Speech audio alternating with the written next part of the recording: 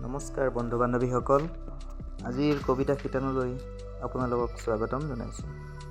আজিৰ কবিতা মা, পাঠ কৰিছে জান্তি বৰা, যুগুতাইছে ভূপেন হীৰা আৰু লেখিকা হ'ল শ্ৰীমতী জোনালী ভূঞা। মা, তুমি অবিহনে ৰৈ থাকোঁ তোমাৰ বাবে, মনত বহুত আশা সপোন লৈ জানা। তোমাৰ অবিহনে মোৰ জীৱনটো আধৰুৱা হৈ আছে। তুমি মোক এই সুবিশাল পৃথিৱীখনত কিয় অকলে এৰি থৈ গুচি গলাগৈ?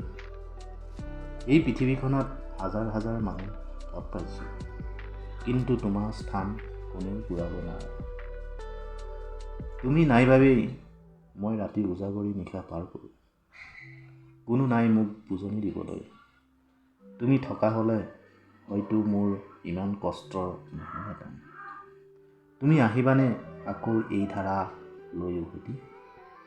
তোমাৰ অবিহনে মোৰ জীৱনটো অৰ্থহীন। তোমাৰ হাতত ধৰি মই আগবাঢ়ি যাব খুজিছিলোঁ, কিন্তু মাজ বাটতে থমকি ৰ'ব লগা হ'ল। এই পৃথিৱীত মোৰ মনৰ অৱস্থা বুজি পোৱা কোনো নাই মা, কোনো নাই মা। তুমি আকৌ ঘূৰি আহা মোৰ জীৱনলৈ মা।